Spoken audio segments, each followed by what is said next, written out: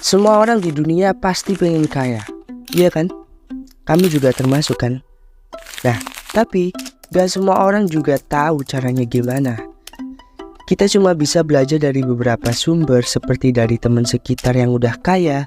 Maksudnya yang kayanya dari usaha sendiri ya, bukan dari orang dalam. Terus kita bisa belajar dari nonton influencer yang udah kaya, yang udah settle, yang udah punya banyak karya yang menghasilkan uang. Yang gak jarang di dalam karyanya mereka membagikan trik kaya dengan cuma-cuma di konten mereka. Oh iya, termasuk kalian yang terpancing buat klik video ini. Kalian pasti pengen kaya kan? Nah, selamat, kamu udah masuk di video yang tepat karena aku udah ngerangkumin beberapa poin yang singkat yang aku dapat dari beberapa sumber seperti influencer, buku, dan lain-lainnya. Aku rangkum jadi satu tanpa kamu harus susah-susah mencari ke yang lain. Langsung aja yuk kita ke poinnya. Yang pertama, cari keahlian yang kamu penasaran secara intelektual. Setiap orang punya ketertarikan yang berbeda-beda. Kalau kamu belum nemuin suatu keahlian yang bikin kamu terus-menerus penasaran, coba tanyakan sama diri kamu sendiri. Kira-kira apa ya? Misal kita ambil contoh di sini ada yang punya ketertarikan buat ngedit video misalnya, atau lebih spesifik tentang visual. Nah, mungkin yang dari awal cuma ngerti ngedit video doang, tapi sebenarnya ilmu itu kan luas banget ya. Ngedit video itu kalau dikerucutin lagi ranahnya bisa kemana-mana loh. Misal bisa ke visual film, bisa ke direktur musik video, dan banyak banget yang bisa dikulik di situ. Nah, kamu bisa mulai buat menelusuri minat kamu dan menjadi ahli di situ. Pastikan itu benar-benar minat yang kamu suka. Karena penasaran pada suatu hal itu bisa jadi modal buat kita mencapai keahlian. Dan kalau kamu udah ahli, uang akan datang sendiri untuk kamu. Yang kedua, tahu bahwa keberuntungan bisa diciptakan. Tiap orang dilahirin dengan background yang beda-beda. Ketika ngeliat orang sukses terus kita ngomong, ya lu mah enak anak orang kaya. Ya dia mah enak orang tuanya ngedukung bro. Ya dia mah enak bapaknya punya Robicon. Sorry. Maksudku di sini adalah terus-terusan bandingin diri kita ke orang lain itu nggak bikin hidup kita jadi lebih baik. Kata Seneca, salah satu filsuf zaman dulu, keberuntungan itu adalah persiapan bertemu dengan kesempatan. Sangat logis dan jelas sekali. Meskipun ini kutipan zaman dulu, relevansinya masih terpakai sampai sekarang. Pertanyaannya, gimana caranya kita menciptakan keberuntungan?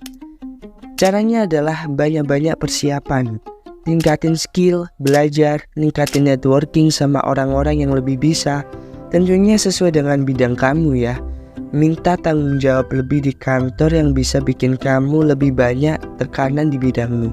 Satu persatu masalah kamu selesaikan, maka satu persatu kesempatan juga akan datang. Yang ketiga, berhenti menukar waktu dengan uang. Ini artinya berhenti melakukan suatu pekerjaan yang menukar waktu dengan uang.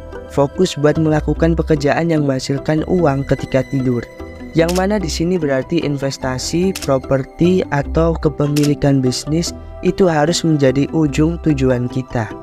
Nah, kalau kamu masih menjadi karyawan, bukan berarti kamu harus langsung resign gitu. Tapi niatkan dengan bekerja di situ, itu adalah kendaraan yang bisa buat kamu belajar. Pelajari ilmu-ilmu yang ada di kerjaan kamu, serap semuanya dan persiapkan diri kamu buat rencana yang lebih besar selanjutnya. Karena 24 jam itu dikit banget. Kalau niatnya cuma menukar waktu dengan uang ya kamu gak akan pernah dapet apa-apa. Sedangkan tubuh kita dan mental kita gak selamanya bisa produktif. Pasti ada capeknya, ada lelahnya. Kalau terus-terusan pakai cara itu, kalau kita berhenti kerja, ya uangnya dari mana coba?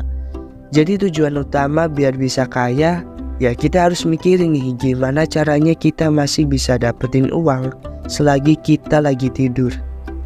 Yang keempat, menciptakan media untuk mempertontonkan skill yang kita punya. Di zaman digital sekarang, siapapun bisa menemukan kita dari mana aja. Sekarang tuh semua orang adalah medianya sendiri. Jadi jangan ragu buat bikin blog, bikin konten YouTube, TikTok, Instagram buat memperlihatkan keahlian kita. Karena kita nggak akan pernah tahu dampak apa yang bisa kita dapatkan dari sana. Bisa jadi nih, kita diajakin kerjasama misalnya, atau buka bisnis bareng. Dan kesempatan-kesempatan yang kalau kita nggak nyoba nggak akan pernah tahu gitu. Lagian bikin konten itu nggak ada biayanya, alias 0 rupiah. Jadi jangan takut kontenmu jelek, karena konten pertama ya pasti jelek.